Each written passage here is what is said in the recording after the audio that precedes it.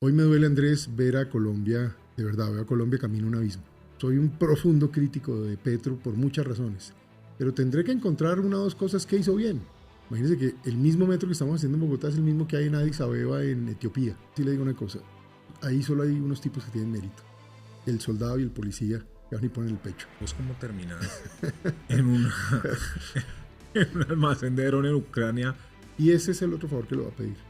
Se lo voy a pedir aquí públicamente a usted y necesito que usted me ayude con mucha más gente. Yo necesito un ejército de expertos en nuevas tecnologías y en particular en temas digitales.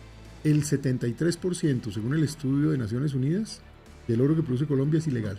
¿Cómo es posible que hoy a la gente le toque ir a hacer fila para conseguir un pasaporte? La gente hace unos esfuerzos enormes por carreras de 5 años y sale y no encuentra empleo. Nosotros en 20 años tenemos que ser un país rico. Yo no tengo promesas. Tengo es un compromiso muy serio de planificar, ejecutar y producir resultados, que es lo que el país necesita.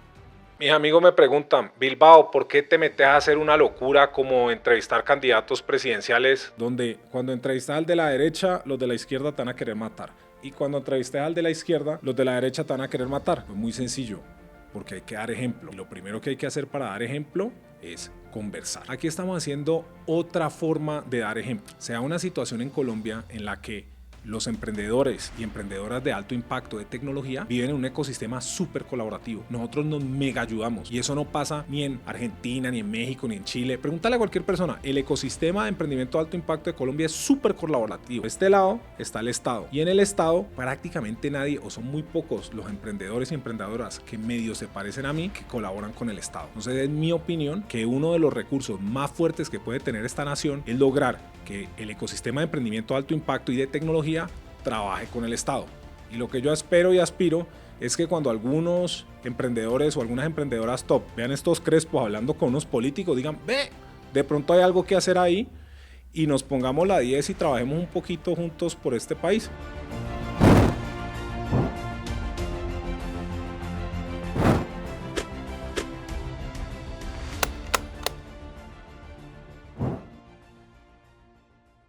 Juan Carlos, un placer tenerte acá de nuevo en mi casa y gracias por aceptar la invitación. Y yo tengo que ser muy sincero, yo me quedé muy impresionado con vos la primera vez que charlé, con vos y algunos emprendedores. Me quedé muy impresionado con el nivel de preparación y me impresionó mucho, como ha sido el caso un par de veces, que vos podrías estar haciendo cualquier cosa, profesor, tenured si querés, si no, no, conferencista, y estás aquí poniéndote la 10. Entonces te quería agradecer por eso. Andrés, muy querido, primero encantado de estar aquí en tu casa y además que tengo el gusto de conocer a tu señora también, a quien reconozco como una persona increíble y me encanta ese equipo.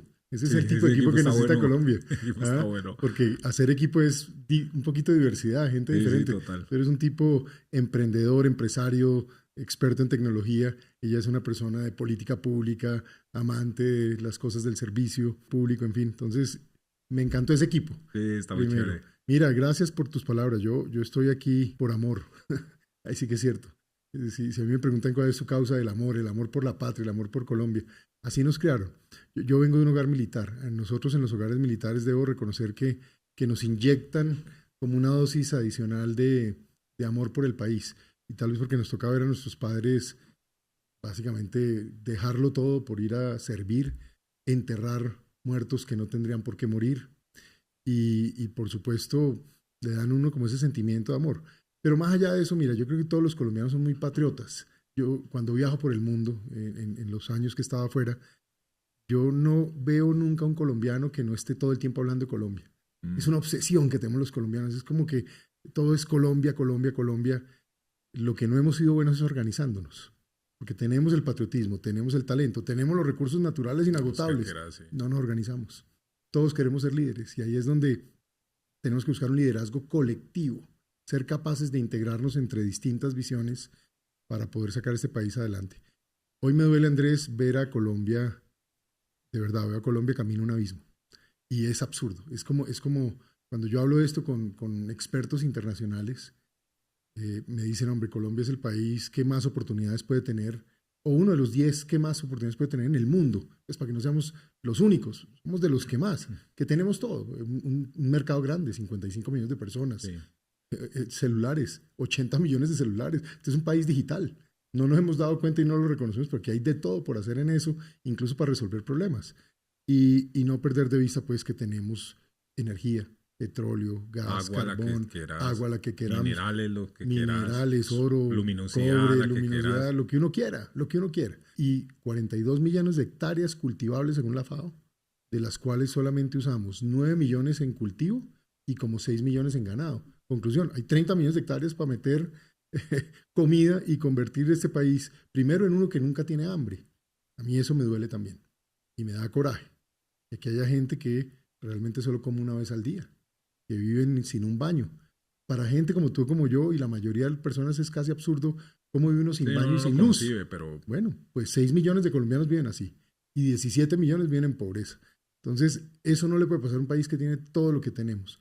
Pero lo peor que ha pasado es coger esas necesidades, ese dolor, y trasladarlas a rabia, a simplemente amargura, a resentimiento, y no a cosas como las que yo creo que gente como tú hace, que es ideas, soluciones, proyección, creación, la oportunidad. Camellar. Camellar. Te quedas, pero camellar. Pues es que porque no hay más quedarse sin camellar, sí. Es que eso no, es pecado cardinal. Tal cual, y es que nunca a nadie le ha llegado nada si no hace la tarea. Hay que trabajar. La gente, por ejemplo, a veces el futbolista, el cantante, nadie sabe las horas de sacrificio que hay detrás de un deportista de alto rendimiento para que se merezca ser una figura pública en el mundo.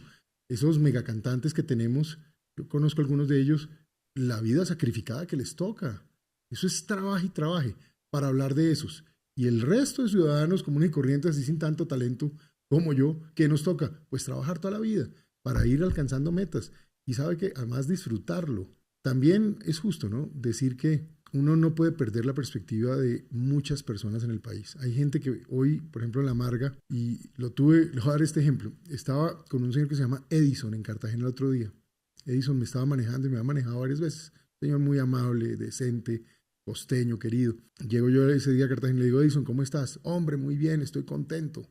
Y le digo, ¿y por qué? Mi hijo se graduó de ingeniero de sistemas. Hombre, wow. Qué logro, te felicito, Edison, qué berraquera. Y luego le digo, ¿y cómo está tu hijo? Me dice, eso sí me tiene triste. ¿Y por qué, Edison? Porque está manejando Uber. Entonces yo le digo, bueno, pero eso es dignidad. Es un muchacho bueno, tu hijo por lo menos. ¿Pero se graduó de la U? Sí, se graduó de la universidad. ¿Cuántos años tiene? Debe ser un muchacho ahí de unos 21 años. 22. ¿Cómo me lo contacta? Yo miro a ver si. ¿Usted me ayuda con ese muchacho? En Maker, sí. No, le cuento que lo mejor dicho, eso sí. Ahorita me pasaje el. Tiene que ser de alto performance, pero tenemos como 25% que son de ese background. Pues parecido. Por lo menos evaluémoslo, porque la historia a la que va es esta. No, yo te garantizo, lo miramos muy en serio. Te lo agradezco, Andrés. El problema que yo sentí con ese muchacho es un ejemplo de lo que está pasando en el país. La gente hace unos esfuerzos enormes por carreras de 5 años y sale y no encuentra empleo. Entonces, ¿qué pasa? Esto genera dos reflexiones para mí. La primera, la que me dio Edison, que fue muy práctica.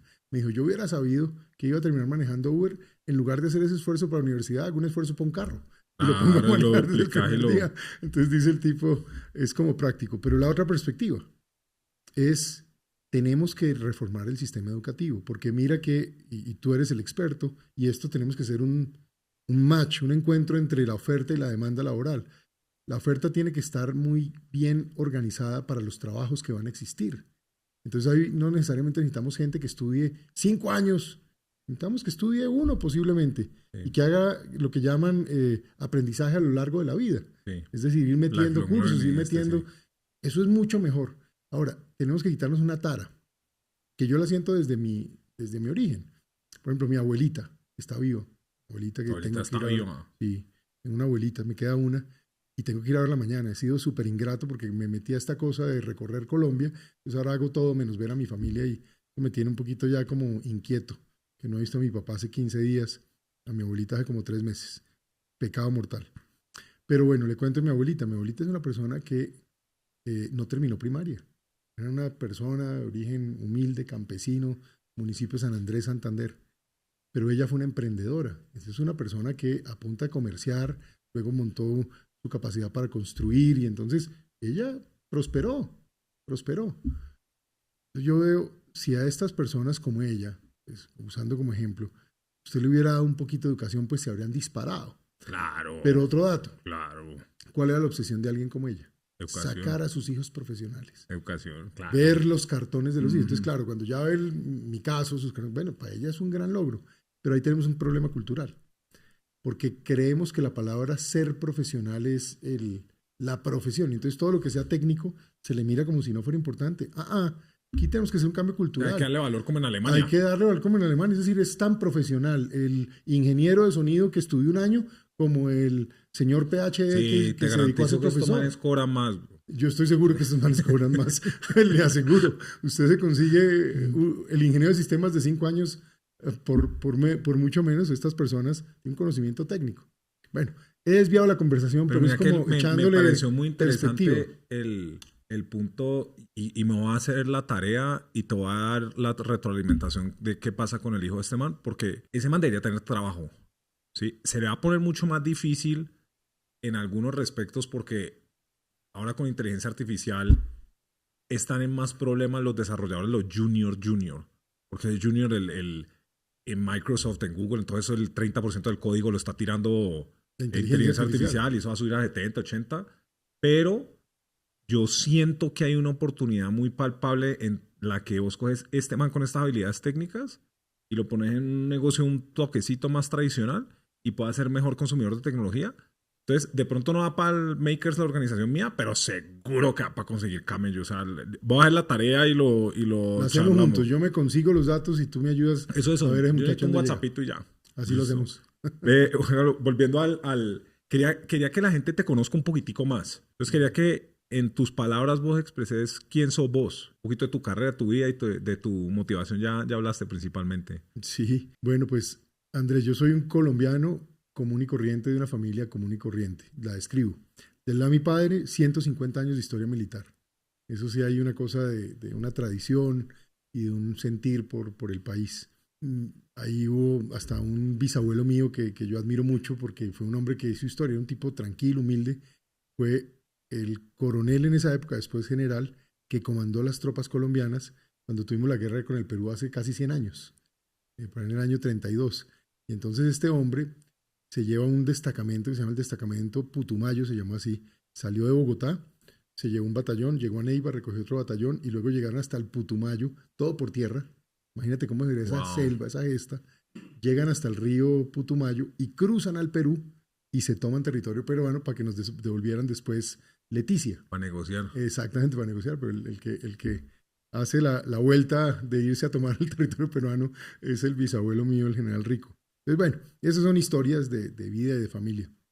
Luego, de mi mamá, es una familia de origen muy humilde, mis abuelos muy de extracción campesina, santanderianos, también de pronto por eso yo tengo mi trancado, no crea. Y mi abuelo nació en un pueblito que se llama Guane, que de hecho es un corregimiento de Barichara, y mi abuelita en un municipio que se llama San Andrés, allá en las montañas de la cordillera oriental en frontera con el norte de Santander. Yo es que conozco mucho el país.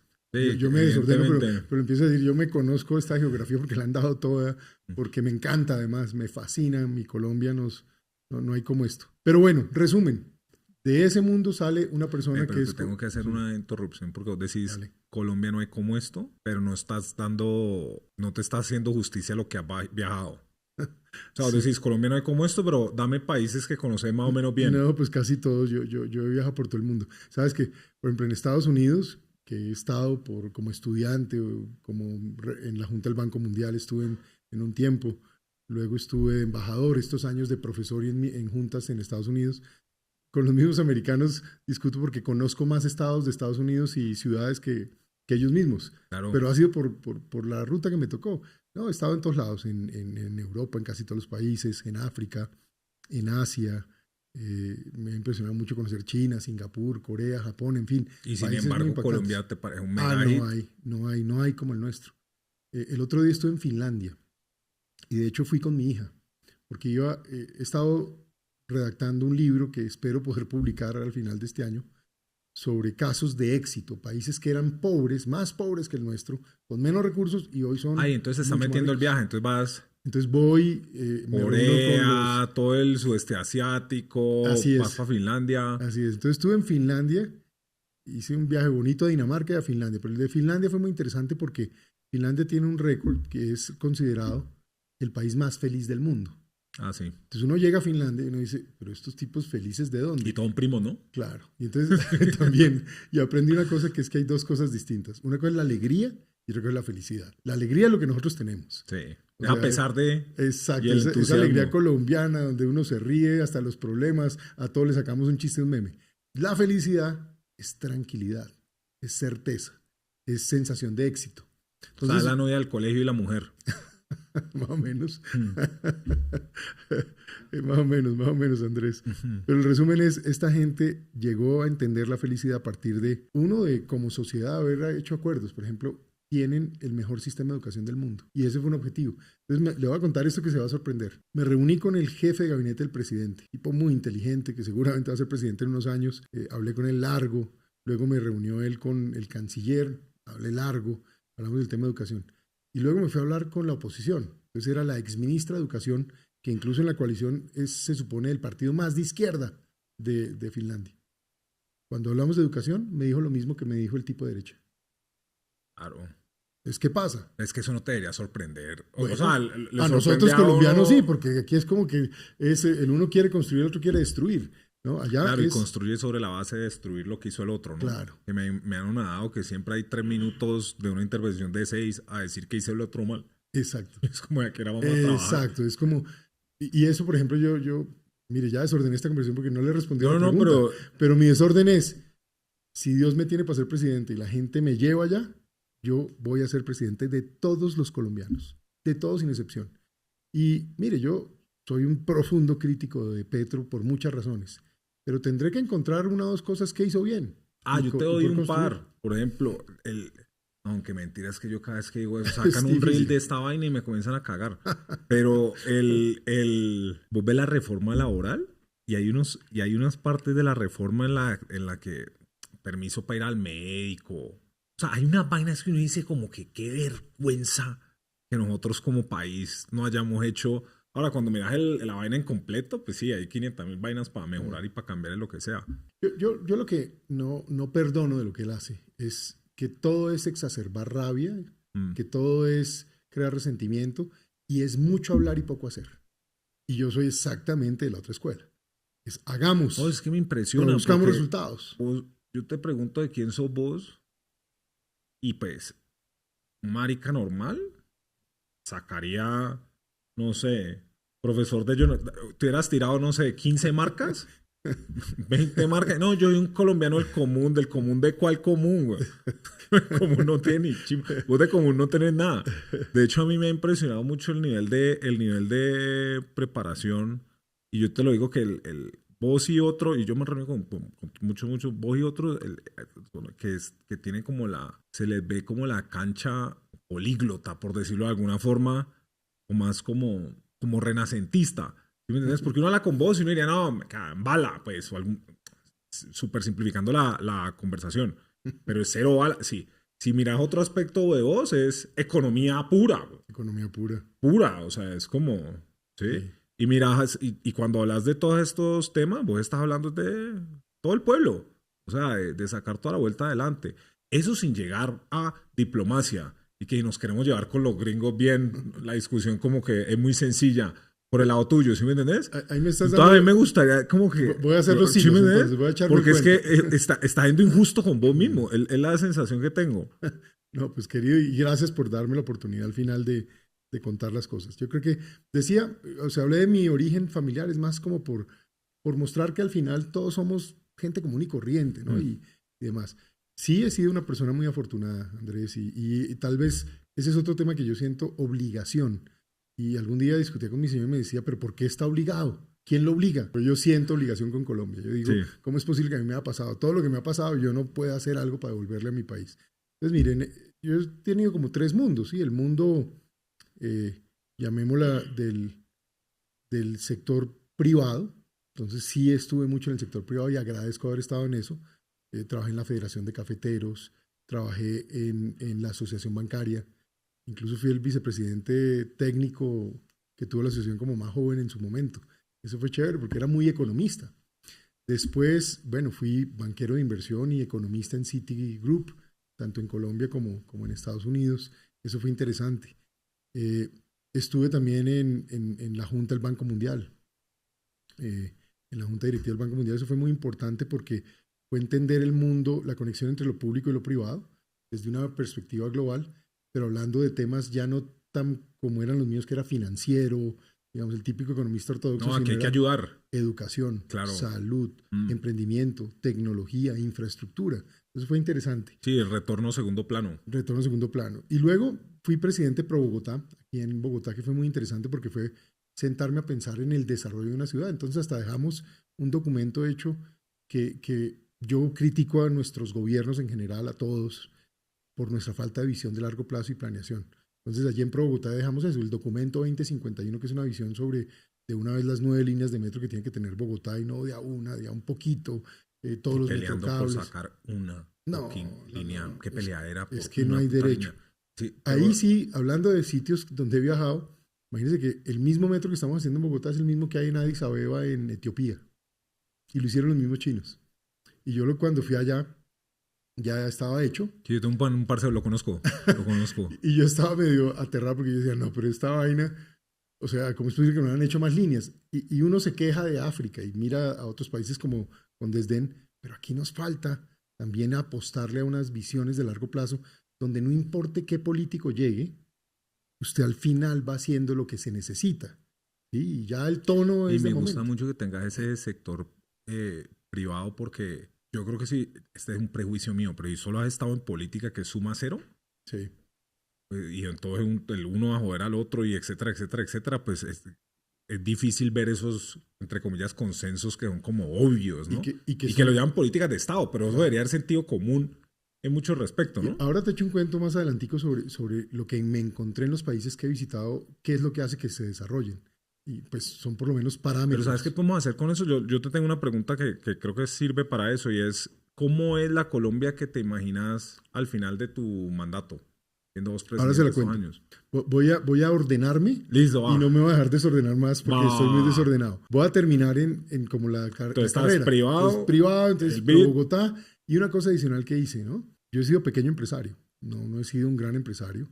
Pero ahí sí que es cierto. Yo sé el dolor de pagar la nómina, la necesidad de conseguir capital, el esfuerzo que uno tiene que hacer para ganarse un negocio y poder tener un equipo. Y eso con los años he terminado valorándolo mucho.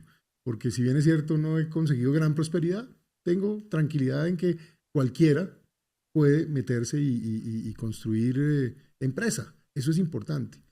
Y en los últimos años estaba muy en el mundo de las juntas directivas fuera de Colombia. Estaba en juntas en Estados Unidos, en Sudáfrica, en Centroamérica. Y eso ha sido interesante porque es ver como todas las posibilidades. ¿Qué industrias? En el sector financiero, en industrias financieras, en temas de conocimiento y tecnología, voy a una junta, y otra junta es típicamente si es una junta en temas de, es decir, yo iba a la fundación, pero de un conglomerado enorme, entonces como que estaba mezclado el tema de alimentos y de negocios en África, pero al mismo tiempo de desarrollo económico. Eso era interesante. Es que mira, que eso es lo que me gustaría, eso era lo que quería resaltar. Hemos hablado aquí de entendimiento de economía, ¿sí? Desde el punto de vista financiero, capitalista feroz, Wall Street, a el punto de vista desarrollo económico, BID, o sea, y desde lo más... Banco Mundial. Banco Mundial, perdón, Banco Mundial, desde lo más alto, y después llegamos a juntas directivas, desarrollo de ciudad, ¿sí? Y todo esto antes de hablar de cualquier huevonada militar de cualquier tipo. O sea, eso ni siquiera, ¿sí me entendés? Sí, así es. Y no hemos hablado de diplomacia. Entonces yo creo que hay que hacer justicia porque en uno de estos escenarios donde yo soy bueno para esto, yo soy bueno para esto, yo soy bueno para un poco de huevonadas. La verdad. ¿Sí me entendés?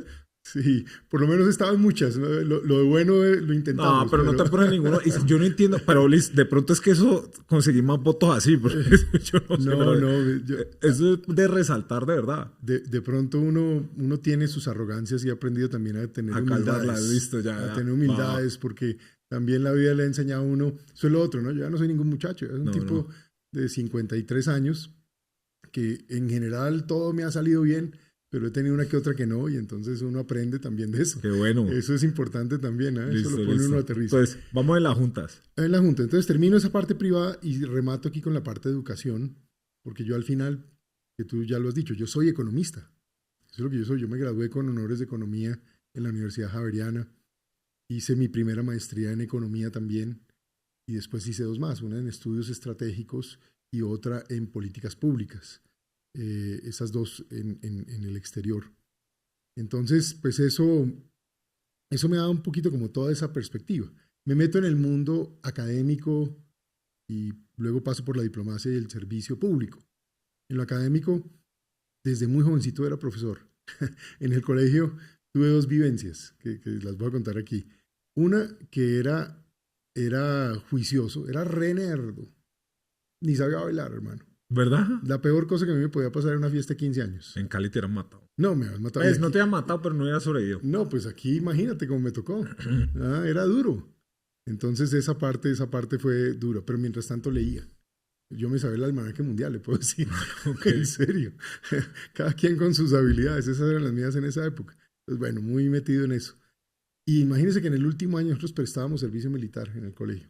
En esa época era obligatorio, desde 9º hasta 11. Y me han puesto de brigadier mayor, o sea, como de jefe de toda una compañía. Esa es la experiencia de liderazgo más dura que me ha tocado en la vida. Seguro. Porque piense uno a los 17, 18 años mandando a un tipo así chévere como usted. No se manda uno solo. A ver, imagínese yo tratando de darle a usted línea. Sí. No, eso sí era liderazgo puro. Sí, sí. A unos los mandaba por autoridad y a otros por pedirles el favor. Sí, hermano, claro. Ayúdeme, no me joda. En mi primer trabajo me tocó así. Eso es duro. Así que fue una cosa interesante. Y bueno, llegué ahí, pero bueno, luego ya entrando en esa materia académica, pues fui buen estudiante siempre y de ahí que también sentía como ese llamado a lo público. La verdad es que yo pensé que iba a ser militar toda mi vida, toda la vida pues de muchacho. Creo que estaba predestinado para eso, hasta por tradición familiar. Dos cosas sí se opusieron a eso. Uno, mi papá. Mi padre nunca estuvo de acuerdo en que fuera militar. Y yo creo que hoy en día ya lo entiendo, porque yo creo que él lo que veía era un tipo que quería era ser el jefe de todos y él decía, para llegar a ser el jefe te faltan 40 años, amigo. Entonces, eso no, el sistema te va a rechazar. Era lo que yo creo que él ya realmente visualizó en mí. A mí me dolía mucho cuando me decía o me intentaba explicar eso de joven porque yo me sentía, pues, Superman, estaba listo. Así le decían a él a propósito. ¿Superman? Entonces, sí, entonces yo pensé que yo era el otro. y pues okay. No necesariamente.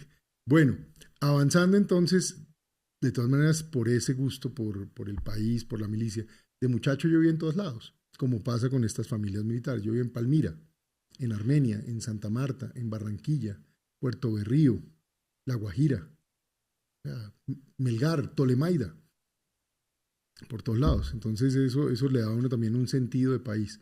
Entonces cuando entré a estudiar economía, siempre tenía en el estudio de economía dos sensaciones. Ese mundo privado que ya describí, y ese mundo público, de las políticas públicas, donde manejar bien los recursos y hacer buenas decisiones y buenos procesos te lleva a soluciones. Entonces, eso me gustaba mucho. Entonces, así terminé también en el servicio público, con un sentido de patriotismo, pero también con un sentido de estudio y de política pública. Entonces, estuve en el Ministerio de Hacienda. Eso es clave. Diría, los que me están mirando, si alguna vez quieren servir en el gobierno, hay que pasar por el Ministerio de Hacienda, el Banco de la República o Planeación Nacional, porque ahí es donde uno se forma en la comprensión de la política pública en el Estado, que no es tan difícil en términos prácticos de decir, esto es aprender a manejar el presupuesto, esto es aprender a manejar los recursos y esto es aprender a aplicarlos de manera efectiva. Después estuve, el Banco Mundial es como una zona gris porque era una entidad privada y fui nombrado por razones de gobierno, en el gobierno del presidente Uribe. Luego fui viceministro de Defensa. Si usted me pregunta, es el cargo que más me ha gustado haber tenido, porque yo mismo diseñaba la política. O sea, claro. Esto no era cuento, esto era yo mismo sentado en mi computador con equipos de trabajo, recorriendo el país y diciendo esto vamos a hacer aquí, vamos a adquirir esto, vamos a fortalecer esto, y era la ejecución real. Obviamente recibiendo lineamiento político estratégico, pero al mismo tiempo ser el ejecutor de todo esto. Y en últimas un poco pensador. Luego fui secretario general de la presidencia. Fui secretario general de la presidencia, también fui después ministro de Defensa 4 años. Yo comencé como el más joven y es el que más tiempo duré. Y me siento muy orgulloso de esos años, aunque fueron también muy duros al final, por las fricciones típicas de las diferencias que uno tiene, pero son los años de los grandes resultados de las Fuerzas Armadas. Es decir, entre el periodo que fui viceministro y ministro es donde se dieron todos los grandes golpes y me dieron a mí responsabilidades que son muy difíciles de imaginar que me hubieran tocado. Por eso también siento obligación de volver. Nosotros traemos aquí expertos de lugares del mundo para diseñar todo lo que fue la capacidad estratégica del país de golpear lo que se llamó objetivos de alto valor. Entonces, eso me toca a mí, sentarme y participar de todo ese diseño y de alguna manera, pues, dar líneas. Mira, qué bonito, participar de todo ese diseño, y en uno soy vice y en otro soy ministro, y es participar, güey. Yo iría a liderar, pero listo. Ejercimos. Pero sabe que... No, obviamente un trabajo de equipo gigante y súper valioso, en el tema de ¿no? las Fuerzas Armadas sí le digo una cosa. Ahí solo hay unos tipos que tienen mérito. El soldado y el policía que van y ponen el pecho. Claro. Uno al final es el equipo de apoyo. Y sí, estratega, y usted pensó, y dijo, y adquirió. Nadie reemplaza a esos héroes de verdad. Entonces yo con ellos sí le confieso que tengo reverencia por ellos. Porque es que son gente excepcional y nunca me podré tomar los méritos que no son míos. De ir a poner Ahí estuve con ellos, pero ellos son los que son. Y hablemos de eso. Háblame de tu lectura de la crisis de seguridad actual y cómo le caerías. Pues es muy grave lo que está pasando. Hagamos un segundo diagnóstico. Hoy tenemos las economías criminales más grandes de la historia. Hay más producción de cocaína que nunca antes. Hay más producción de oro ilícito que nunca antes. Imagínate que Colombia es un país rico en oro. El 73%, según el estudio de Naciones Unidas, del oro que produce Colombia es ilegal. Entonces no paga regalías, no paga renta, no tiene que acoger ninguna reforma laboral porque tienes esclavos. Lo que tienen, esclavos modernos. Y fuera de eso tenemos hoy, según cifras oficiales, las cifras más altas de extorsión en el año 2024 y las del 2025 van a ser iguales. A hoy, a esta hora, mientras tú y yo estamos hablando, en el 2025, crece el homicidio, crece el secuestro, crecen los actos de terrorismo. Esa es la Colombia de hoy. Y las Fuerzas Armadas, mis Fuerzas Armadas, que las quiero tanto, mías y de todos nosotros los colombianos. Ellas sí que no son de nadie, son de todos. Debilitadas como yo no las había visto en 25 años. Y es más completamente, ¿no? Mire, en personal están en menos 90.000 hombres de los que yo tuve. Yo tuve el honor de tener el nivel más alto de personal en la historia de las Fuerzas Armadas. Las Fuerzas Armadas más fuertes de América Latina. Es decir, con excepción de Estados Unidos, pues cómo fue que nos llevaron y aceptaron ese esfuerzo que yo hice de llevarlas a ser socios globales de la OTAN. Era porque nos miraban de allí y decían, estos tipos son los más berracos que hay. No sabía, entonces Colombia era socio global de la OTAN. Sí, nosotros logramos llevar a Colombia como socio global de la OTAN. Es un trabajo que yo me dediqué porque tenía dos objetivos. Uno, obviamente, aprovechar esa experiencia y ser disuasivos con, sobre todo, la amenaza de Chávez en su momento y demás, que vieran cómo aquí teníamos acceso al mundo y demás. Pero dos, seguir fortaleciendo la educación y la doctrina nuestra, seguir profesionalizando nuestras Fuerzas Armadas porque quieras o no, pues todos son los mejores del mundo. Porque si no, básicamente se hubieran dado y se daban las situaciones que dieron ahorita. Donde estamos hoy, exactamente, que es de para atrás. Pero mire, cosas de presupuesto. Hoy tenemos el nivel de alistamiento de aeronaves más bajo de los últimos fácilmente 20 años. Y seguro no tenemos nada de drones, ¿no? Le voy a contar una cosa. Colombia fue el primer país que tuvo drones y drones armados. Los adquirimos en el año 2009 los primeros y para el año 2013 llegaron los drones armados. Alcanzamos a hacer operaciones así. Los sistemas de tecnología e inteligencia, para el 2013 o 2014, Colombia era el país más avanzado de América. Contame un poquitico de eso, porque la otra vez que estuvimos cenando, yo me quedé impresionado y yo sé que yo te estoy desorganizando, pero me quedé impresionado con el entendimiento de la intersección de tecnología y conflicto, pues, que vos tenés. Habla un poquito de qué hiciste con eso y cómo desarrollaste ese entendimiento. Pues uno, le voy a contar el secreto de la vida. Desde niño yo fui un tipo obsesionado por la tecnología militar. De verdad, cuando yo tenía pues 15 años, yo creo que yo sabía más de armas que me llevaban los militares solo por molestarme. Me usaban yo creo que como de mascota, para que les hablara de qué tenía un fusil por dentro, de cómo era el último tanque ruso, de qué era el avión de no sé dónde. Era una obsesión que tenía.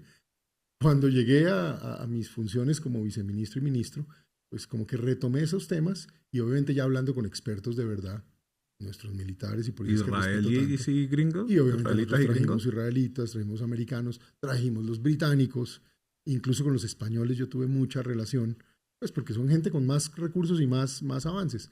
Entonces empezamos a entender mucho el uso de la tecnología. Ayer precisamente estaba con uno de los hombres que diseñó y ejecutó la operación Jaque, la parte tecnológica. Fue una operación de pura tecnología, al final. Interceptación de comunicaciones, básicamente se duplicaron los esfuerzos se intervino la comunicación, en fin.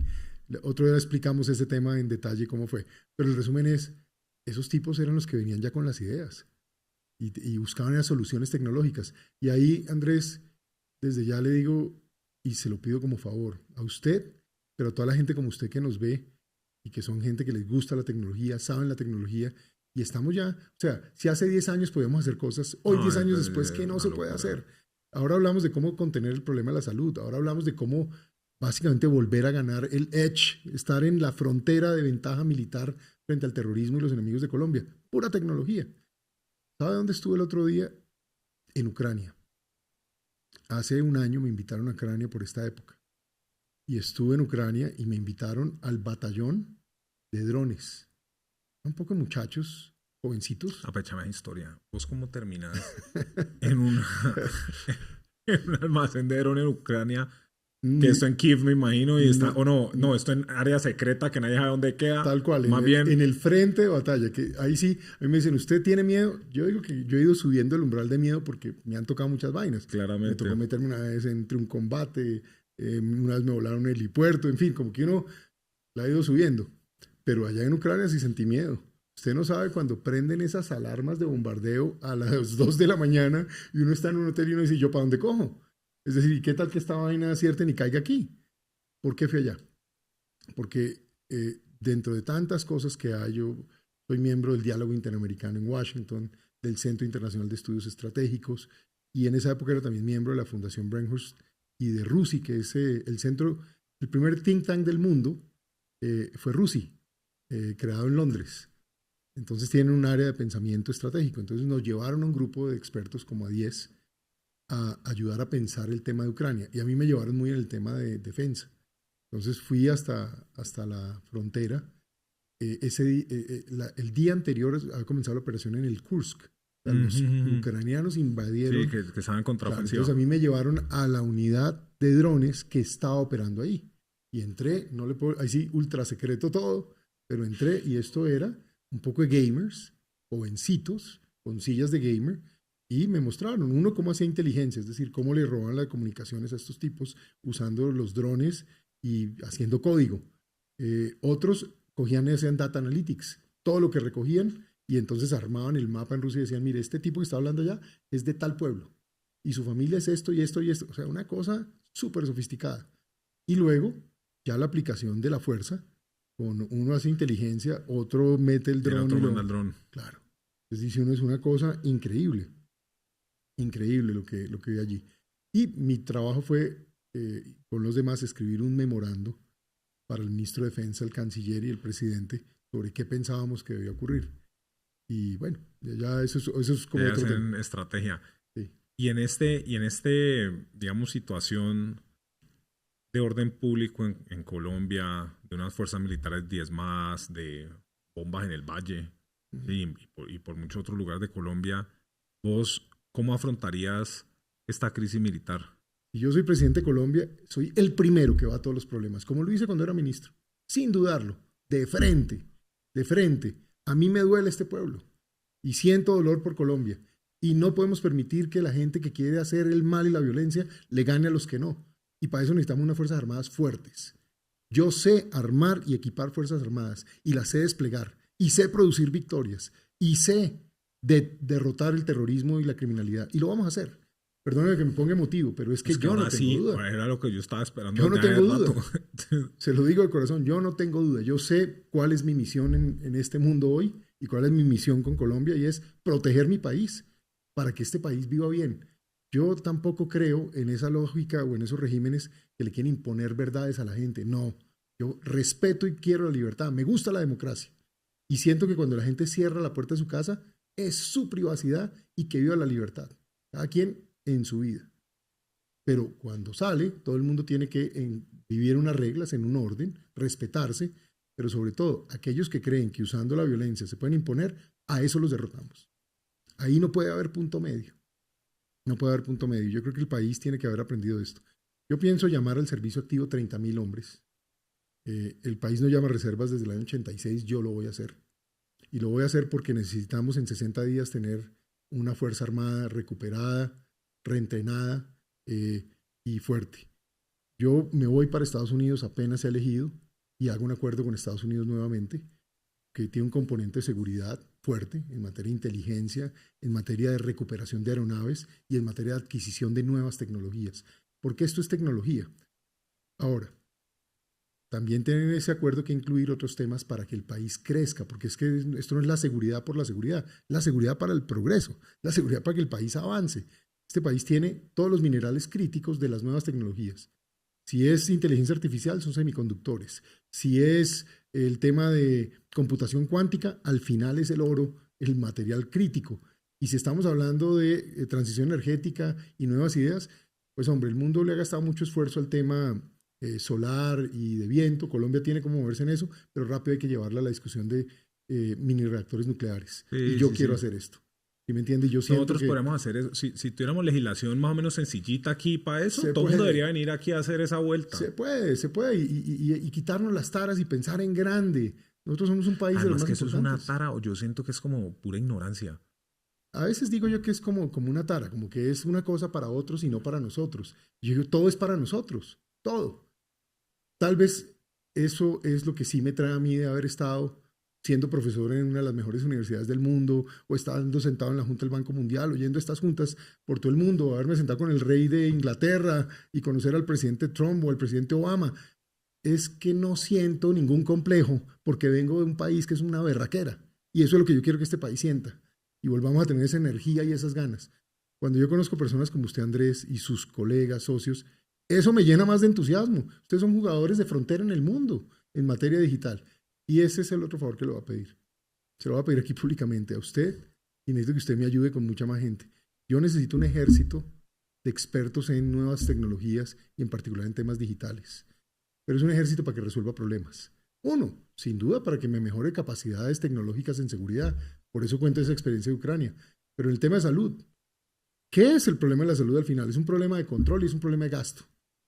Entonces uno puede pensar la solución financiera, pero si eso no tiene un sistema tecnológico que nos garantice el control perfecto del sistema de salud para que la atención sea eficiente y no haya corrupción y no se Te la desborde cosas, compro. claro. Yo le sumaría un hito que es de diagnóstico. Ahorita hay una capacidad de diagnóstico que es absurda y Toda. analítica. Pero yo ese compromiso me lo Servicio llevo. militar digital, dijimos, ¿no? Así se Servicio llama. militar Servicio digital. militar digital, lo estamos lanzando hoy. Y eso es básicamente ganas de que un poco de gente que es emprendedor o emprendedora de alto impacto en tecnología le gaste un añito a ayudar al Estado a algo desde su campo de experticia.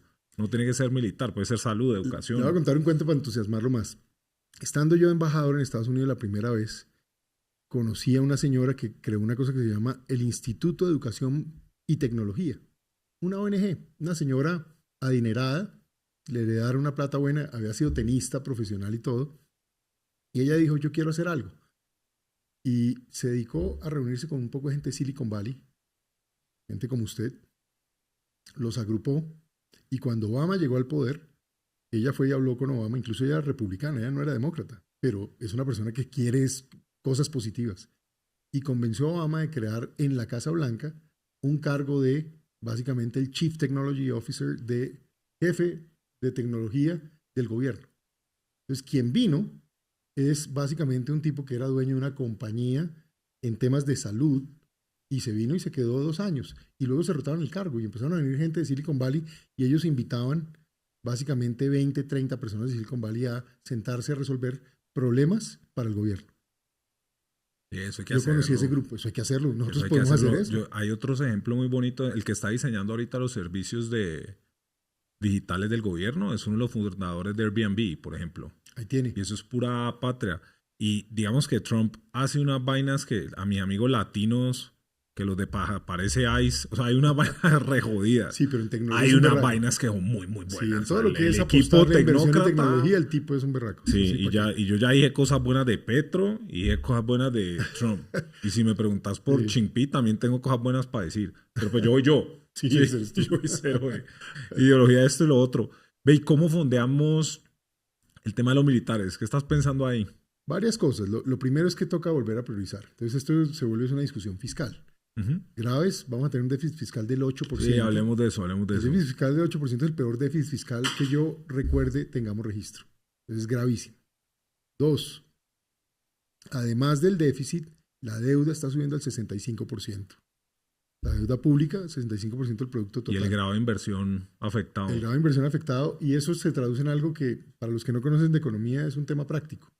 Hoy, el empresario colombiano paga unos puntos adicionales cuando se endeuda en moneda extranjera que los chilenos, los mexicanos, los peruanos y hasta los paraguayos.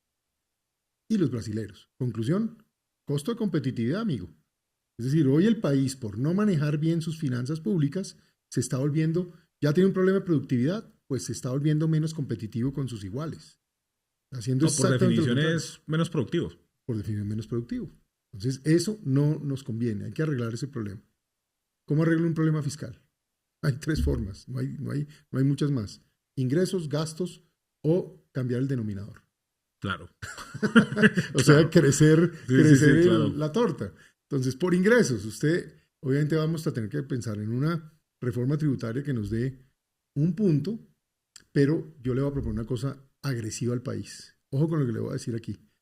En esa reforma vamos a crear el estatuto de inversión por 5 años. Vamos a bajar el impuesto de renta de 35% a 10% por 5 años a todos los proyectos que generen inversión y empleo en agroindustria, tecnología, turismo, infraestructura, minería y hidrocarburos. Pregunta pendeja, ¿por qué 5 años? Porque los gobiernos llegan y cambian las normas. Entonces, si yo me pongo a garantizarle 30 años a la gente, no se los puedo garantizar. Sería una mentira. Yo no vine aquí a decir mentiras. Pero 5 sí alcanzo, porque son mi periodo de gobierno, si Dios quiere, más lo que demora en cambiar. Pero ¿qué oportunidad le da al otro? Que yo espero que el próximo gobierno mantenga una línea de convertir a Colombia en país rico. Sí, pues estamos sacando minerales a lo que da. Claro, pues no entonces te vas el a país poner va a estar creciendo. Entonces equipo la gente, que gana no se toca. el equipo que gana no se toca. Entonces eso es lo que nos va a pasar. Vamos a estar creciendo al 5% en 2030. Vamos a elegir un presidente dinámico, interesante, que va a seguir. Y entonces seguramente él dice, yo alargo esto por 5.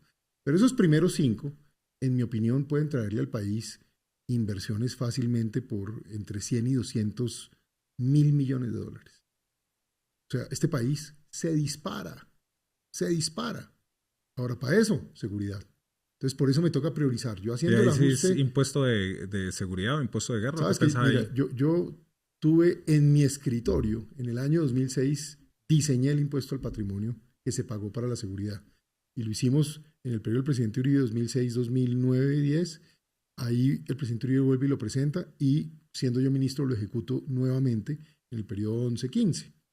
Pero luego cogieron ese impuesto al patrimonio y lo volvieron gasto corriente. O sea, lo volvieron un impuesto pues que común y corriente. Eso es lo que le preocupa a cualquier empresario. Es como... no debería decir, pero es el cuento de la puntica, básicamente. Sí. Entonces es como, no hay, en mi mente, no hay impuesto temporal. Sí, o es muy difícil porque no hay los incentivos para el manejo del gasto, y ahí te pregunto, ¿qué harías con el gasto? El tema del gasto, porque ese es el otro capítulo. El gasto, yo creo que vamos a tener que fusionar unos 6 o 7 ministerios y pasar posiblemente de 19 a 11, una cosa así. Porque ya esto se desbordó. Lo otro, hay una cantidad de contratos de prestación de servicios que estamos pagando para gente que no trabaja. A mí siempre me ha parecido hipócrita el cuento de la reforma laboral en algunos respectos y el Estado lleno de contratistas. Eso siempre me ha parecido como... una incoherencia absoluta. Eso. Yo le digo hipocresía, pero llamémoslo incoherencia. Claro, porque si usted, a ver, el Estado clava a todo el mundo para que tenga más costos laborales y en últimas se pierden empleos, porque ¿qué está creciendo en Colombia? El empleo, pero informal. La webcamers.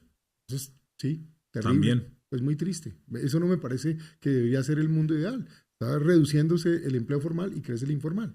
Pero el Estado lo alimenta.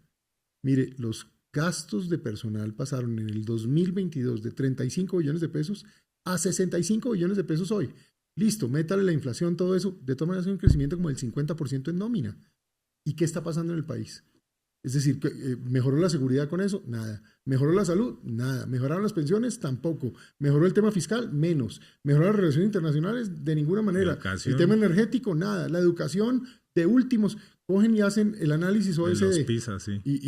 Yo fui de los que ayudó a meter a Colombia en la OECD. Fui de los que presionó. Colombia tiene que estar en lo grande, porque como usted ve es mi obsesión. Yo quiero que siempre juguemos en las grandes ligas. Una anécdota, paréntesis chiquito. Imagínense que cuando llevamos a Colombia y firmo yo el acuerdo de inteligencia con la OTAN, en América Latina se nos volvió un problema. Entonces me llamó un día el presidente y me dijo, Juan Carlos, llámese al ministro de Defensa de Brasil porque los brasileños están furiosos, Claro. que cómo es posible que nosotros vamos a estar en eso. Entonces yo llamé al ministro de Defensa de Brasil, que es Amorim, que ahora es el asesor más cercano a Lula. Sí. Entonces Amorim era ya un señor como de 60 años, ya un pelado como de 40. Y entonces el tipo me dice, mira Juan Carlos, ¿cómo es posible que ustedes están tratando de irse a firmar un acuerdo con la OTAN? ¿Qué les pasa? Hay que hacer una cosa latinoamericana. Ellos querían esa cosa de UNASUR, que no servía para nada, honestamente. Entonces yo le dije, mira, pues lo que nosotros queremos es entrenar nuestra gente e intercambiar experiencia. Yo quiero es profesionalizar mis fuerzas. Entonces luego le digo, pero a propósito, tú me reclamas, pero yo no te he reclamado porque tú estás haciendo 2 submarinos con reactores nucleares. ¿Qué tal que yo dijera que eso es una amenaza para mí? Es tu problema, no es el mío. Entonces me dice, pinzón, ahí estás pintado tú. Pero te voy a dejar esto claro. Tú, que ni te has ganado la Copa Libertadores, ya quieres jugar en la Champions.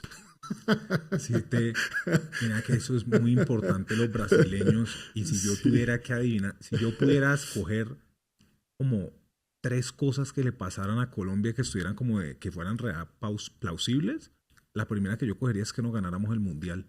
Por ejemplo. Porque eso cambiaría el fucking mindset no, es que nos quita de todo el mundo. Todas las taras que va hablado están muy pegaditos a esa. Y en Brasil, todo es o más grande del mundo. ¿Sí? Es que y no tienen esa tara. En eso los argentinos y los brasileños nos llevan esa ventaja, que como han ganado torneos mundiales, sí, se sienten. ¿Sabe dónde yo me he sentido así? Se lo voy a hablar con el corazón. Las veces que he ido a ver a Maluma en el exterior o a Karol G. Claro. En esos momentos yo me siento campeón del mundo. Y digo, carajo, todos los colombianos deben ver, estos son nuestros campeones del mundo. Se puede. Sí, se puede. Ahí en el fútbol, los que nos gusta, soñamos con que nos llegue ese momento. Pero está interesante. Entonces, estamos hablando de aumentar el ingreso, reducir el gasto y el denominador. Y el denominador es pura inversión. Pura inversión. Porque ahí sí y esos son los sectores estratégicos que hablaste. Sí, exactamente. Si yo cojo hoy el déficit del 8%. Ve, yo te tengo una más y te tengo un favor para pedir que... Dale. ¿Cómo hace uno para ayudarle a la Cancillería ahorita a que nos traigamos todos estos extranjeros y latinos que Trump está sacando con el costo de $100,000 del H1B? Claro. O sea, yo esa me gusta pensar, de pronto un huevón que no tiene idea, pero le gusta pensar que tiene. A mí me gusta pensar que podemos hacer una campaña de atracción súper fuerte y traer una cantidad de talento que le tienen que haber metido. Voy a dar el ejemplo mío. A mí me metieron $200,000 en educación en una Ivy League de MBA y me echaron. O sea, yo salí, no exiliado, pues, no esposado ni nada de eso, pero papi, aquí usted no se puede quedar. ¿Cuándo? ¿Ahora? No, en el 2012. ¿Y qué estabas haciendo? Yo estudié mi MBA. ¿En dónde lo estudió? En Dartmouth, en New Hampshire. Y cuando estaba haciendo esa vuelta, pues había un tipo de visa que es lotería. Y es que lo que la gente no sabe, o mucha gente no sabe, es que esa visa que se acaba de cagar Trump, eso de hecho es una lotería. Entonces hay un gentío que ni siquiera se la gana. Y entonces cuando yo estaba con Daniel, con mi gemelo, él se la gana, yo no. Ese escenario no es tan malo porque era banquero. Los banqueros lo hubieran echado y ya. ¿Sí? Yo como trabajaba en McKinsey, podía escoger un poco de partes del mundo. Y entonces estaba Dubái, Johannesburgo, no sé qué. Pero un amigo mío, que es el marido de una de mis mejores amigas, me llamó y me hizo un chantaje emocional. No, mira, Andrea está un poco triste. Sería muy bonito que vinieras a Australia. Terminé en Australia.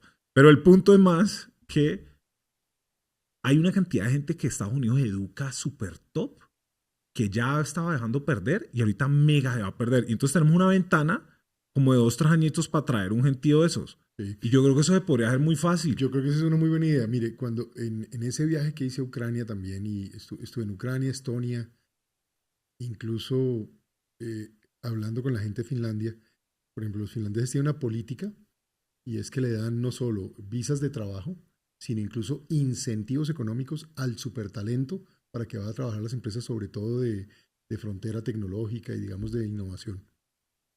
¿Qué vi yo en Ucrania? Un poco muchachos jóvenes que se van a terminar con una mega experiencia y que si nosotros pudiéramos atraer aquí sería una cosa muy valiosa. Y lo que estás diciendo es cierto, todo este tema de personas que son personas súper competentes y que no están yendo a Estados Unidos y que las pudiéramos atraer acá, y que las sobre todo en la parte laboral. Te voy a contar una cosa de mi universidad donde estaba yo trabajando. Yo era profesor en Princeton y nos pasó lo siguiente. y esto lo alcancé yo a vivir, o sea, lo último que viví en mayo, junio, cuando estaba allí, resulta que este año es el menor número de aplicaciones a una universidad como Princeton de estudiantes De la historia, internacionales. claro. ¿Y quiénes están ganando esto? Las universidades británicas, ciertamente, las universidades francesas, españolas, en fin, los europeos en general. Y uno dice, ¿cómo es posible? Claro, nosotros puede que no logremos atraer tanta gente por calidad de títulos, de titulación, pero por el time zone, pero sí podemos hacer cosas y temas laborales. Sí, claro. Y temas laborales. O sea, nosotros sí podríamos atraer eso, pero hay que crear, ahí viene la tecnología. Arranquemos por esto. ¿Cómo es posible que hoy a la gente le toque ir a hacer fila para conseguir un pasaporte? Y lo de los pasaportes, yo no lo he investigado en detalle, pero no me cabe en la cabeza. El verguero pues de... No, es que eso, o sea, eso no hay derecho. Debe ser corrupción, es lo que yo asumo, pero no lo he mirado en detalle, Sí, pues. y además, o sea, más allá del contrato y demás, es que lo vivía yo como embajador. En Estados Unidos hay muchos colombianos. Entonces me decía, por ejemplo, un colombiano de, no sé, piense que está en Oklahoma o en Utah. El tipo me decía, en Utah, me acuerdo que tuve esa conversación en Salt Lake City.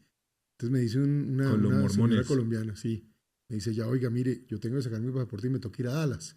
Entonces uno pensar Dallas y Salt Lake City desde aquí es nada. La señora mientras consigue la cita, se transporta, tiene que pagar unas noches de hotel. Para conseguir el pasaporte, cuando eso debería ser una aplicación digital, te llegó por correo y se acabó. ¿Sí? El mundo de las notarías, yo, con mi respeto por los amigos que tengo notarios, pero honestamente yo no puedo entender que todo el trámite notarial se siga haciendo en físico, en papel y, digamos, de forma presente. Eso me parece terrible. Yo ni siquiera entiendo el concepto de la notaría, cuál es el valor real. Pero lo va a investigar, Pues ¿sabe cuál es? Es blockchain. No... Usted que sí sabe de eso y yo que no sé. Es blockchain. Es el blockchain del siglo XIX. Sí, pero ya tenemos blockchain. Eso es. O sea, hoy no entiendo. Hoy no deberíamos hacer eso, porque si usted tiene un sistema donde todos los trámites les puede dar seguimiento y trazabilidad, voilà, ya está ahí. Pero si todo tiene que ser todavía el papel, la escritura pública, o sea, es que nomás hasta el daño medioambiental que dicen. Cuando compraron este apartamento yo no podía creer la tramitología. Claro, y vos comparás una operación de estas con una operación de las compañías de tech cualquiera, que vos, cuando le invierten en una compañía de estas de tecnología, todas están licenciadas, pues, domiciliadas en Delaware, lo que sea, y te mandan un documentico con 2 hojitas, que es un safe. Sí. Está la parte de adelante y el side letter. Y te giran $1.5 million, $2 millones. Una cosa así con un safe.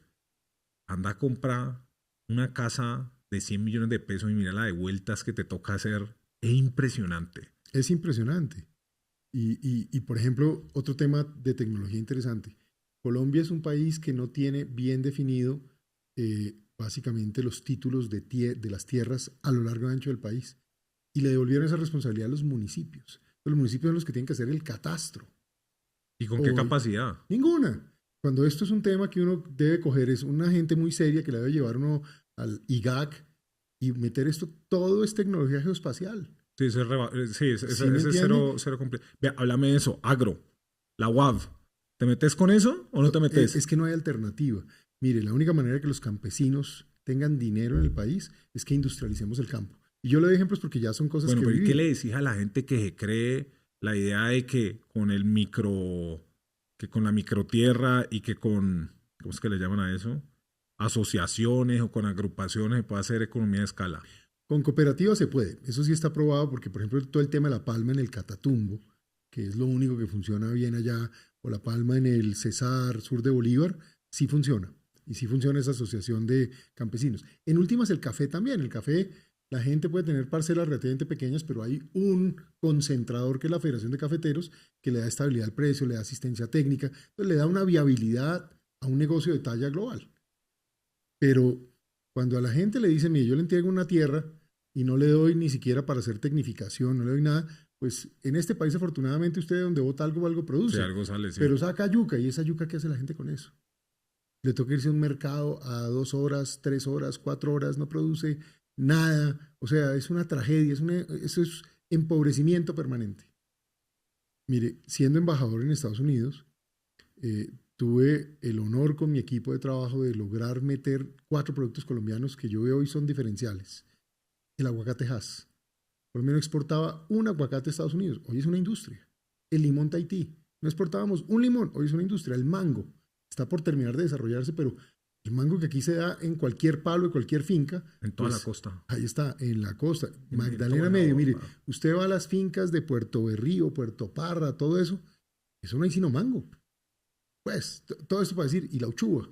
¿Qué vi yo el otro día? El otro día visité un amigo que aprecio mucho en Manizales, que es agricultor, un tipo, toda la vida ha tenido su tema agrario. Montaron con el tema del limón Tahití, del aguacate Hass, unas plantas empacadoras que sacan de ahí directico para Filadelfia.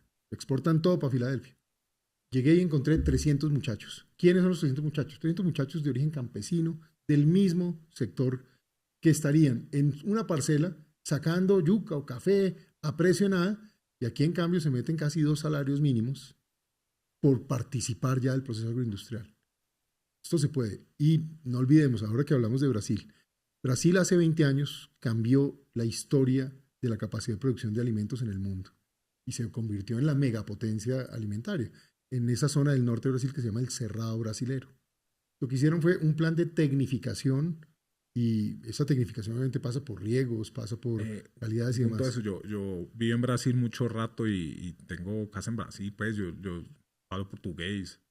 Marica, los brasileros, o sea, el rol cool es el futbolista y el facendero. Y el facendero, claro. O sea, tengo un parcero, Hernando, que todos los días me está tratando de convencer de que haga vainas en el campo. Así como aquí hablamos de servicio militar digital, ese man habla del agro, y él es de fintech, ¿no? Pero él tiene Hernando razón. Rubio. Hernando es un tiene razón. Y el man, cuando me ven de la finca, me dice, no, es que yo visité la fazenda en Brasil y aprendí cómo es que hacen esos manes, y todo es juguete, es una chimba. Lo hace muy bien, y hace manejo de aguas. Hace manejo muy bacano. Es que al final todo es tecnología. Mire, yo visité hace unos años a un amigo en el Valle de San Joaquín, en California, que es el sitio más productivo de agricultura en el mundo. ¿Y tiene poquita agua? Tiene poquita agua, pero la administran. O sea, todo es tecnificado. O sea, yo entré al cultivo y me llevan a la sala de comando y control, y eso son claro, es como si fuera 70 una planta, pantallas, era como si fuera una planta nuclear de una película. Y era un cultivo de maní, me acuerdo yo, y de, bueno, otros frutos de ese estilo. Entonces yo digo, esto aquí se puede. Bichada, básicamente el norte del Meta, Bichada, Arauca, son millones de hectáreas, donde no hacemos nada. Claro, y entonces eso es lo que vos te gustaría, uno de los sectores en los que decís, 10% de impuestos por los próximos 5 años, tráiganse toda esta inversión, arregladas la UAV, entonces la gente ya va a poder, entre comillas, tener extensiones de tierra mayores. Tierras más grandes, porque es la única manera. De economía de escala es como bien sencillo, ¿no? Tal cual. Ahora, hay que llevar reformas al Congreso. Entonces, a mí me está tocando, y estoy creando un equipo con algunos exmagistrados de corte y demás, que nos ayuden a escribir estos proyectos bien hechos, porque a esto hay que modificarlo. Eso y las consultas previas. Yo tengo un parcero que fue como, es uno de estos suplentes. Magistrado suplente. Magistrado auxiliar se llaman, magistrados auxiliares. De la Corte Constitucional. Ajá. Feliz te conecto y te puede servir para esa vuelta. Y ese man le mete el hombro. Porque eso es lo que necesitamos. Ya, es decir, que esto al final todo es una articulación. Sí, la tecnología, pero esto hay que crear la norma. No, claro. Para que se pueda. Entonces, yo estoy muy obsesionado con eso. Yo espero el 7 de agosto llegar y básicamente ese día presentar 20, 30 reformas completicas. Estaba haciendo como, querés hacer el book de decretos de Trump. Tal cual. Que cuida a todo el mundo con los calzones abajo. Voy a tener el paquete de directivas presidenciales, como se llama aquí, que son las órdenes ejecutivas de Estados Unidos, lo estoy armando, y estamos armando los decretos y las leyes a presentar en el Congreso. Por eso también a los que nos ven, hay que votar bien el Congreso. Nosotros necesitamos tener un Congreso del 60-65% de mayoría para en el primer año, 6 meses, con una especie de fast track que también yo le quiero plantear al país, porque hay reformas que no nos podemos esperar 2 años a ver si salen rápido y luego ejecutar.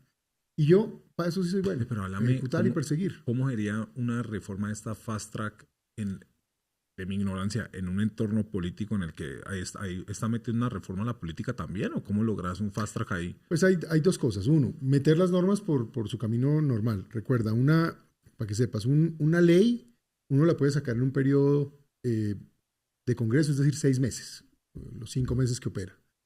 Una reforma constitucional típicamente tiene que dar 2 vueltas, entonces se toma un año. ¿Sí? Y luego la implementación, mientras haces los decretos, la ley que desarrolla, o sea, te puedes tomar 2, 3 años solo organizando un tema. Entonces yo pienso que es importante ir y hablar con la Corte una vez elegido presidente, y esta propuesta se la va a hacer al país. ¿Por qué no sacamos un gran paquete de normas que enriquezcan al país, que eliminen la pobreza, que generen equidad? Serían eso es lo los otro, acuerdos. que de una vez hagamos estos acuerdos y los metamos por un gran fast track. Porque si pudieran hacer un fast track para darle beneficios a los tipos de las FARC, ¿cómo no vamos a poder hacer un fast track para darle beneficios a los más pobres de Colombia, al país como un todo? Entonces yo sí estoy un poquito ya pensando fuera de la caja y honestamente agresivo en esto. Si eso lo logramos, la verdad en un periodo de 6 meses, un año ya tengo toda la normatividad. Por supuesto iré muy juicioso al Congreso porque soy un hombre institucional y demás, pero ya no les voy a pedir nada más. Nos dedicamos a ejecutar todo el paquete los siguientes 3 años. ¿Qué va a pasar? El país se va a poner en orden, va a arrancar, va a empezar a crecer, se van a dar resultados, y eso debe disparar a la visión que yo de verdad tengo para Colombia. Nosotros en 20 años tenemos que ser un país rico. Nosotros tenemos que pasar de $7.000 de ingreso per cápita que tenemos hoy a llegar a tener $25.000 a $30.000 de ingreso per cápita en el 2046. Ese es el tiempo que los países que han hecho los grandes cambios se demoran. Le iba a contar esa historia. ¿Qué fue y vi yo a Singapur, Corea del Sur, Dinamarca, Finlandia, etcétera, Noruega mismo? Países que eran más pobres que Colombia o igual de pobres en el año 1955-60. El de Corea es el más dramático. Usted sabe que Colombia fue a Corea. En el país donde más quieren a los colombianos para que vayan y lo visiten es Corea del Sur. ¿No? Claro. Que nosotros pusimos 5.000 militares y marinos. Allá fueron 2 buques de la Armada del Batallón Colombia entre relevos. Perdimos 300 hombres que murieron en esa guerra. 700 quedaron heridos y aún hay 6 desaparecidos. Entonces, cuando uno va a Corea, es el único sitio donde usted va a un museo y en el museo le tiene un stand o pues una sección a Colombia. Y uno se emociona. Claro. Es muy berraco porque uno dice, claro, estos tipos nos quieren y nosotros no sabemos. Y nosotros no sabemos. Entonces, eso a mí me emociona mucho. Y estando ahí, ¿qué sentí yo con este tema de Corea? Pues mire, ellos no tienen agua, no tienen minerales, producen poca comida. Sí, estos tipos que pasó. Te digo, tienen Samsung. Tienen Samsung. Entonces, ¿qué hicieron? Se hicieron sus consensos para hacer apropiación tecnológica, educación y golpes duros a la corrupción. Allá los presidentes terminan en la cárcel, pero el país sigue andando en sus políticas de largo plazo. Entonces, ¿qué pasó con Corea del Sur? Para el año 55 eran 4 o 5 veces más pobres que nosotros. En el 85, el mismo ingreso per cápita. Hoy, 8 veces el ingreso per cápita de un colombiano. Se puede. Claro, y esa es la historia de todos. Entonces, yo dije, ¿qué es lo que hacen bien? 3 cosas. La primera, orden y seguridad. No hay forma de progresar en anarquía y en violencia. Es que es como seguridad viene siendo como un impuesto invisible gigante. Es un impuesto invisible. La seguridad es la tranquilidad. La seguridad no es la bota militar, ni nos vamos a joder a todos. Es que la gente pueda vivir tranquila, que se va para un parque y no le pase nada. Que si le dio no por hacer una iniciativa, que cuidar el oleoducto, que para cultivar el poco de tierra no toca llenar eso de tropa. Exacto. En fin, pues ese es un tema. El otro tema, planes de largo plazo y tecnocracia. Claro. Esa es la protección a los políticos. Los políticos siempre están. Un parcero del MBA que trabaja en el gobierno en Singapur. Y eso es... Eso son los berracos. O sea, es... un sistema de planeación perfecto. Y uno va... Wow. El Museo de los Niños de Singapur es un museo de planeación. Usted va al Museo de Singapur, entonces entra y los niñitos les muestran, mira, este era tu país hace 40 o 50 años, así lo planificamos, así está hoy, y este va a ser tu país dentro de 30 años. Eso es una berraquera. Entonces, ¿qué pasa? El político sí le mete color, atiende los problemas de la coyuntura, pero los planes de desarrollo, la infraestructura, la educación, la tecnología, eso va adelante. Eso no depende de... Y eso no es tan difícil de hacer cuando tenés tecnocracia. Tecnocracia. Es duro cuando tenés opiniones. Exactamente, porque si todo es una opinión se vuelve imposible. El buen ejemplo es lo del Metro de Bogotá, que tal vez ya lo dije ahorita. Nosotros tenemos el Metro de Bogotá como gran logro después de 70 años, y yo estoy feliz por el metro. De todas maneras, como todo el mundo, es mejor verlo y me alegra. El alcalde Galán es un tipo decentísimo, un hombre correcto. Y le ha trabajado buen ser durísimo a humano, transparencia, ¿no? trabaja y quiere mostrar que estamos avanzando. Pero yo no puedo entender que no tengamos plan maestro del metro. Que ya sepamos dónde van a ir las próximas 9 líneas de metro. Que cómo va a ser todo el sistema de transporte integrado. Porque dependemos otra vez de que entonces llegue otra vez un alcalde y diga, no, que es por debajo, no, que es por encima. ¿Qué es esa discusión entre nosotros? Son unas discusiones de ingenieros. Y se dan unas vainas en las que vos ves en Bogotá. No, pero no me voy a divagar con eso. Te iba a decir que vos ves 4 parques grandotes, hay uno público, de resto todos son privados. No es tan amigable. Bogotá no es tan amigable. De pronto es el acento. A mí me da duro, bro. Pero Eri, quiero tocar dos temas. Pero sabes que el último tema del desarrollo, los consensos. Ah, claro. Entonces son estos 3 temas. Y los consensos es donde un país se pone de acuerdo. Entonces, por ejemplo, los de Singapur dijeron... No, pero expresarlo un poquito. Desarrolla la idea de qué es un consenso y por qué lo necesitamos acá. Claro. Los consensos, primero que todo, no son todo el mundo de acuerdo. Son unas mayorías de acuerdo.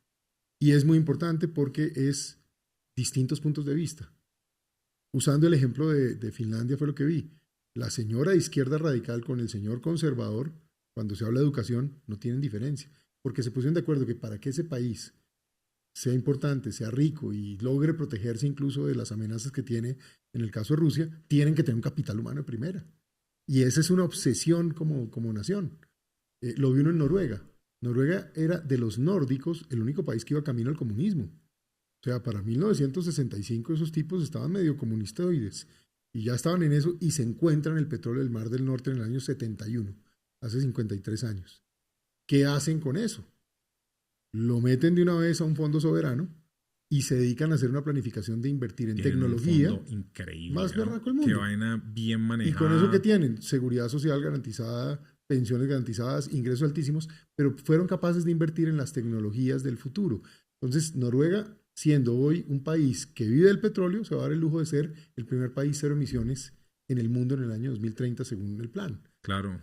Contrastame eso con las políticas de energía del gobierno Petro y qué haría vos diferente. Todo lo va a ser diferente. Dame 3 cositas. Todo lo va a ser diferente. Mira, hagamos una dinámica un poquito diferente. Yo te tiro uno y me tiras una frase. ¿Sí? Fracking. Sí. Consultas previas. Las vamos a reformar. Hay que llevar reformas y hay que acordar eso con las cortes para que eso nos salga bien. Porque eso está atrasando a Colombia. Energía nuclear. Viene energía nuclear.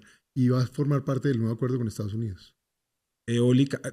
Explícame eso. Desarrollame el acuerdo con Estados Unidos. El acuerdo con Estados Unidos tiene que tener una parte de seguridad, una parte de minerales críticos, una parte de nuevas tecnologías. Ahí incluye el tema de mini reactores nucleares. Vía Estados Unidos, uno, por ejemplo, aquí pero conecta... Yo quiero entender una cosa. Hace de cuenta que yo, ignorante. Energía nuclear, yo, pues, tecnooptimista, tecnócrata, lo que quieras. Sí, la chimba que se le tiene que poder encontrar la vuelta a eso, hacer unos reactores más chiquitos, energía casi gratis, no gratis, pero mucho más barata. Pero estamos enriqueciendo uranio. Poco de gente se va a paniquear, un puto de gente no quiere que nosotros hagamos eso. ¿Eso se resuelve con los acuerdos? Hay que resolverlo y venga, le cuento. En Europa estaban muy obsesionados con el tema del cambio climático, lo han estado. Y obviamente hicieron pues todos estos acuerdos que se han hecho en las COP y digamos había un avance muy comprometido en eso.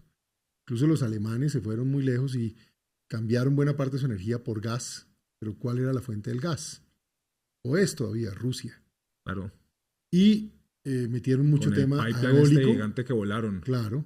El Nord Stream 1 y el Nord Stream 2. Sí. Entonces, además está puesto el tema de la energía eólica, que usted va por Alemania, por buena parte de Europa, y eso es hélices por todos lados. Y los temas solares. El tema de los solares que consume mucha espacio, tierra, sí. Mucho espacio. Aunque acá hay, en La Guajira lo que hay solo, hay mucha luminosidad. Hay mucha luminosidad, pero que se ha encontrado, que es energía que no es muy estable. O sea, una buena alternativa, pero al final lo que saben los expertos es que usted necesita unas matrices energéticas combinadas, porque se va por un lado u otro. Los franceses no renunciaron a las plantas nucleares, los alemanes sí. Los franceses hoy están muy fuertes, relativamente tranquilos. Los alemanes pasaron de ser una megapotencia a una potencia hoy Y están viendo a ver acelerada. cómo la vuelven a... Claro, entonces, ¿qué reactivar. debate empezó? Incluso los chinos comenzaron más con eso. Los más obsesionados hoy con el diseño de nuevas plantas nucleares son los chinos, porque tienen mucha restricción de energía. Pero ayúdame a entender. Entonces, vos haces ese acuerdo con los gringos, Sí, pero justo siguiendo lo que estás diciendo aquí, porque hay un resto de geopolítica que vos entendés 500.000 veces mejor que, no sé, el 99,99999 de la humanidad. Ahí vos no te armas con los chinos y más o menos le apostás al desarrollo tecnológico de reactores vía los gringos y no vía los chinos, que claramente van a tener ventaja. Lo que pasa es que nosotros tenemos que hacer elecciones inteligentes. En seguridad nacional y tecnologías críticas hay que estar con los iguales a nosotros. Democracias, liberales, estables. Eso es Europa, eso es Estados Unidos, eso es Japón, Corea, Australia, la India. Ese es nuestro mundo. Pero nadie dijo que nosotros no tenemos que ser un desarrollo de oportunidades con los chinos. O sea, a mí me dan un puerto, muchas gracias, claro, muy formal. Eso le iba a decir, es que nadie dijo que nosotros no tenemos que hablar con los chinos. ¿Sí? Sale. Es decir, ahí hay mucho para venderles. Hoy con China, por ejemplo, cosas buenas para hacer nosotros, infraestructura. Pero ¿para qué nos metemos en tecnologías que el día de mañana nos enreden? Infraestructura me gusta. Dos. Así estaba hablando específicamente de Huawei. Sí. Acaban de dar... Pues, sí, ¿para qué me enredo si es que eso América. me cierra una cantidad de cosas? Cisco y sale. Claro, entonces vámonos por todo lo que es en temas de seguridad nacional y temas críticos estratégicos con Occidente, con las democracias, en fin.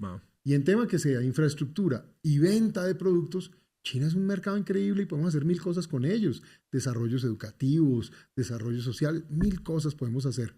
O sea, yo no soy de los que cree que no. Pero mire, usted me decía qué cosas va a ser distinto. ¿Cómo es posible que este Petro, bueno, primero, ha tratado la relación con Estados Unidos a las patadas?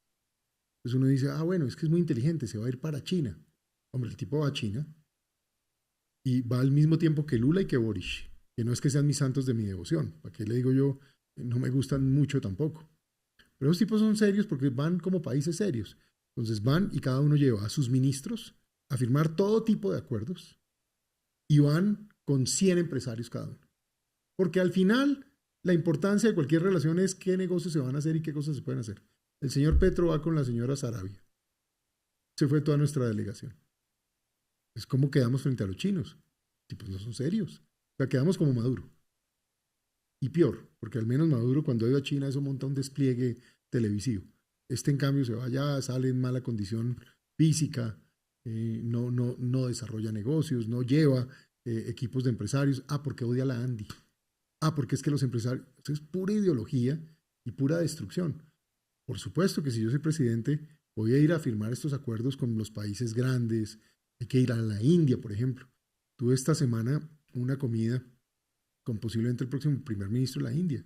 Estuvo aquí en Colombia y nos sentamos a comer una noche y realmente yo le digo, si yo soy presidente, yo me voy a ir con una comisión de empresarios para la India a buscar establecer cómo es que vamos a mercadear Colombia allá y qué es lo que nos puede beneficiar.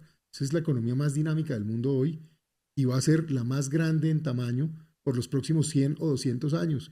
Ya hay 1.400 millones de hindúes, sí. De indios. Que ¿cómo se le ocurre que no? Entonces, si vamos a ir a la China un día, primero definamos cuáles son nuestros intereses estratégicos. ¿Qué les queremos vender? ¿Qué les queremos comprar? ¿Dónde queremos cooperar?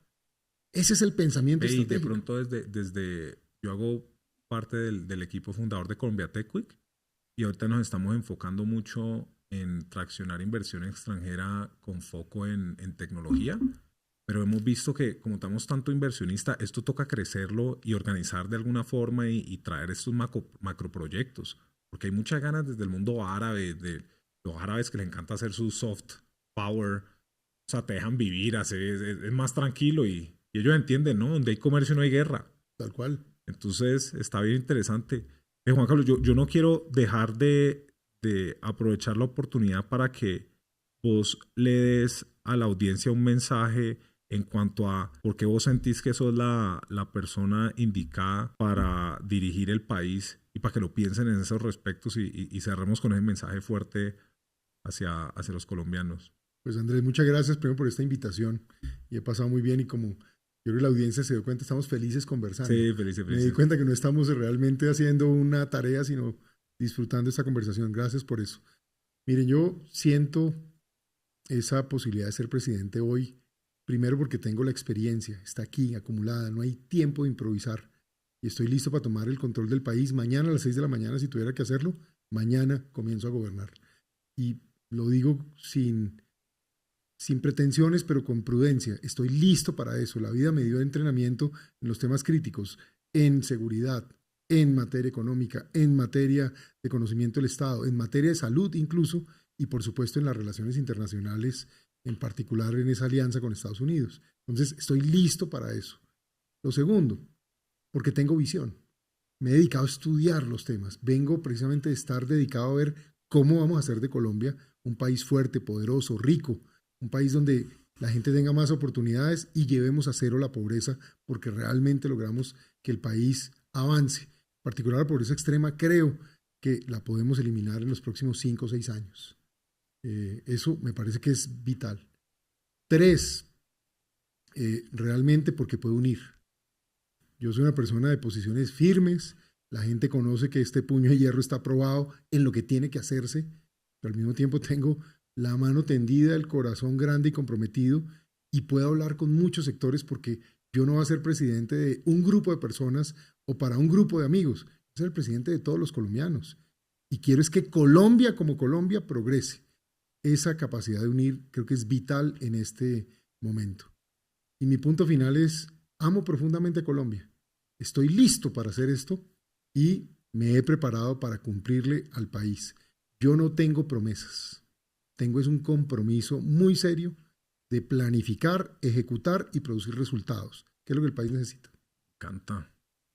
Y eso sin mencionar la experiencia militar que es muy, el país muy la necesaria. necesita y en seguridad vamos a hacer lo que tenemos que hacer, pero sin andar provocando, ni amenazando, ni diciendo palabras tontas. Esto es con mucha seriedad, porque incluso el arte de la guerra es el más difícil de todos.